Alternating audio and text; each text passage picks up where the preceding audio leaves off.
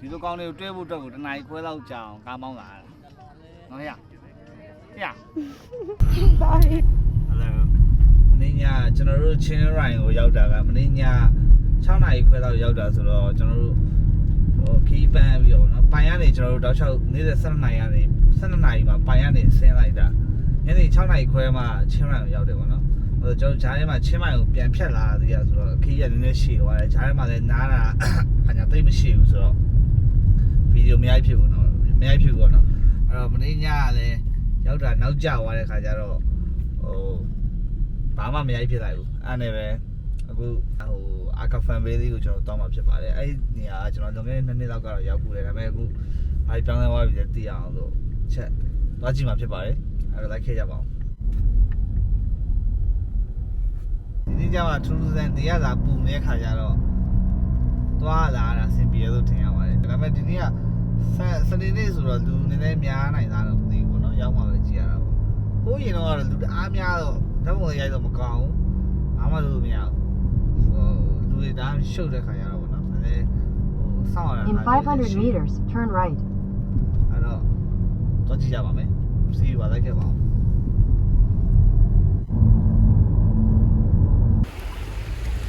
ဟုတ်ကဲ့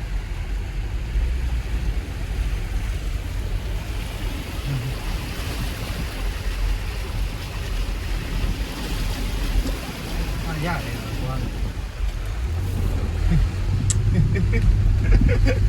ကြောက်တယ်ငါဟမ်ဘယ်တက်ကြီးရပြီမကျော်ဘာလို့ ပေါ်လာဘီကတ်โอ้ လမ်းတစ်လမ်းရှိတာပေါ့နော်အာကာဖန်ဗေးလေးကိုသွားတဲ့လမ်းတစ်လမ်းကျွန်တော်ကတစ်ခါမှမရောက်ဘူးတဲ့လမ်းလေးလာအခုကဟိုဆယ်လေးပါရောင်ဖြတ်ပြီးလာတယ်ရေတွေကနေပြီးဆောင်းကြောက်စရာကြီးတော့မသိ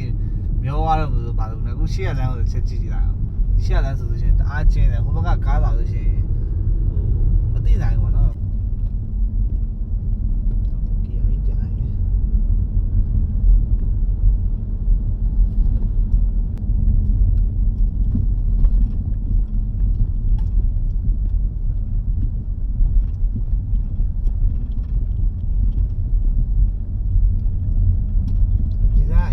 ချဖြစ်သွားကြည့်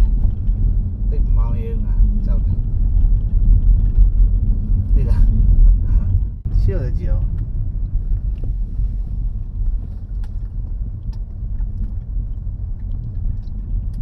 လာရန်ဟိုဖြစ်သွားကြည့်မတ်ပြီးတော့တော်တော်မှတ်တယ်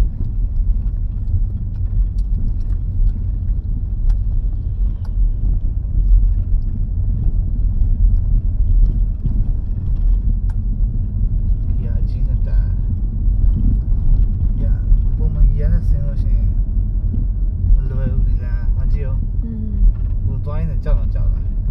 အားပြပြတာတော်မှတ်စီရောနိုင်ရကြောက်စရာဒီ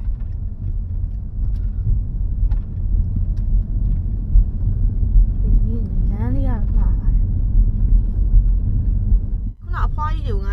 အောက်ဆုလိုက်ကြီးသဘောကျလို့ရိုက်ချင်ခုနကအစင်းသားမမရိုက်ထားသေးလားခုနတောင်စင်းမမကြီးစင်းသားရိုက်ထားသေးလားတော့ရိုက်ထားတယ်ကျန်တော့ဆက်မရိုက်နေတော့ငါလည်းကြောက်လို့လေဖျားစာရွတ်နေရငါသောက်ထိုးစင်းရတာလေအေးငါတို့ရှင်းနေတုံးတယ်အဲ့တော့ငါလည်းဆက်မရိုက်တော့ငါလည်းဖျားစာရွတ်ကားကိုဒီအိမ်မဘယ်လိုသွင်းလဲမသိဘူးကျန်ပြန်ဒီပလန်းမှာပြန်လိုက်ငါကြောက်လူကြီးကသုံးခိုင်းတယ်မကြုံလမ်းကိုကြည့်ဟိုမှာအဲ့ဒါတော်သေးရဲ့ဆိုပြောမယ်ခုနကဟာကြီးကတော်တော်ဆိုးဆိုးကြီးနော်သောက်ထိုးစင်းရတာကြီးက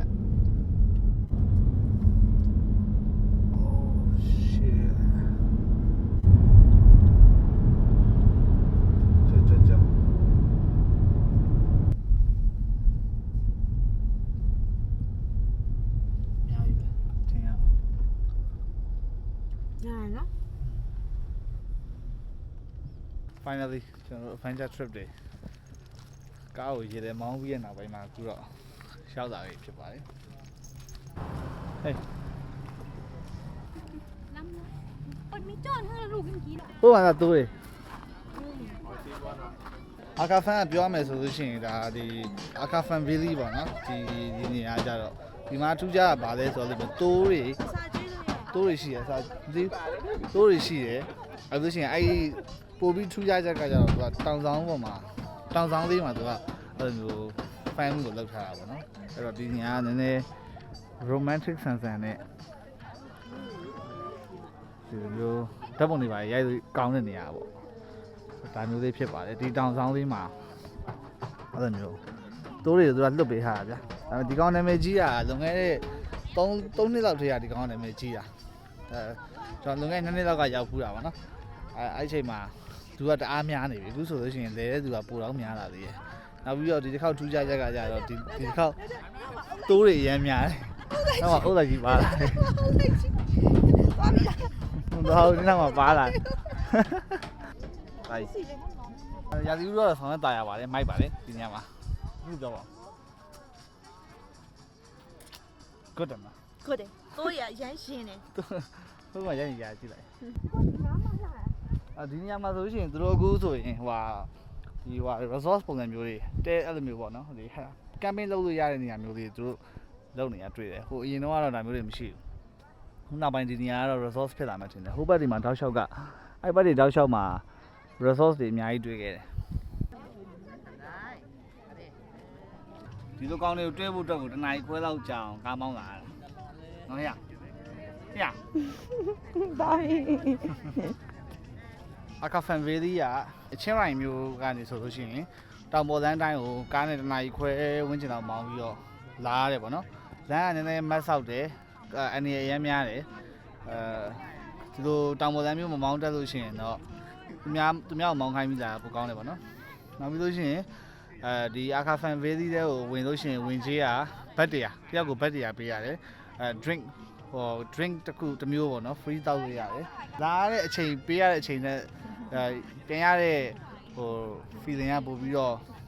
ပိုကောင်းတယ်လို့ပြောလို့ရပါတယ် feeling မိုက်တယ်ပေါ့နော်ဆိုတော့တရားပေးရတာလည်းအရင်မများဘူးလို့ထင်ပါတယ်ဒီလိုကောင်တွေလည်းတွေ့ရတာပေါ့နော်ချင်းမိုက်မှာလည်းဒီလိုကောင်တွေရှိတယ်ဒါပေမဲ့ဒီညကကျတော့တောင်ပေါ်ဆိုတော့ပို့ပြီးတော့လှတယ်တပုံရရတာပိုမိုက်တာပေါ့နော်အဲ့ဒါပါပဲဆိုတော့ဒီ vlog ကတော့ဒီလောက်ပါပဲကျွန်တော်တို့ညနေတခြားနေရာသွားလို့ရှိရင်ပြန်ပြီးတော့တွေ့ပါမယ် see you ပါ